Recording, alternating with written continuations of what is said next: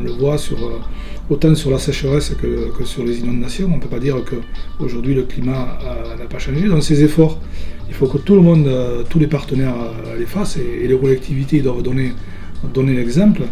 Et c'est en ce sens qu'il faut travailler. C'est en ce sens que le PA-CET a été mis en place avec la volonté de nos équipes et notamment des services d'y parvenir.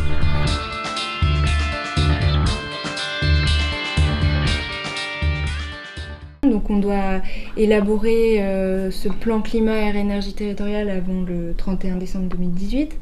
On a candidaté à un appel à projet de l'ADEME Occitanie en milieu d'année 2017 et on a été retenu parmi les 13 territoires lauréats.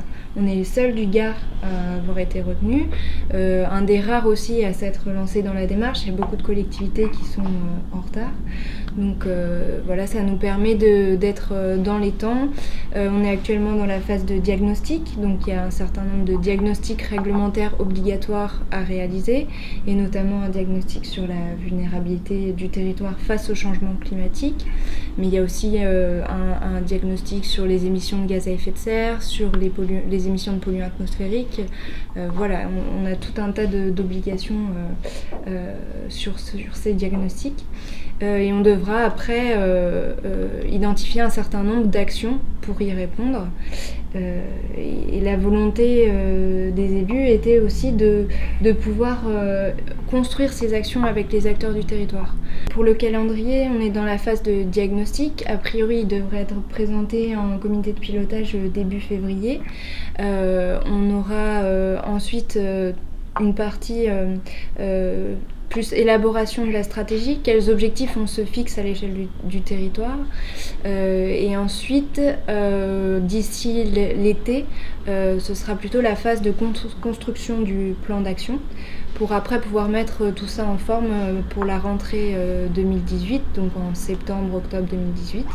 Et il faut que le projet de plan climat soit voté en conseil de communauté avant novembre 2018.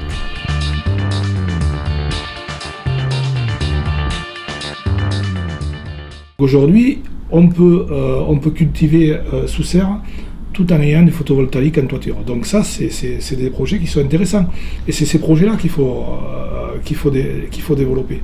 On crée de l'électricité verte et en même temps, on se nourrit par des légumes qui sont bio, puisqu'il fait aussi du bio. Voilà, c'est ces exemples qu'il faudra essayer de développer dans l'avenir.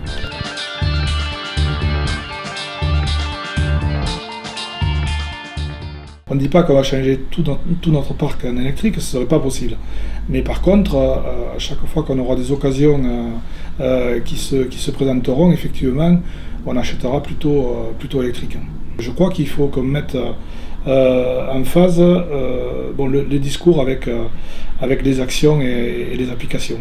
Sur le terrain, il faut quelque chose aussi de concret par rapport à la population, puisque la population, elle aussi, elle a la possibilité, bien sûr, puisqu'il y a des aides sur les voitures électriques, de pouvoir acheter électrique, mais les collectivités aussi ont un rôle à jouer pour justement montrer l'exemple.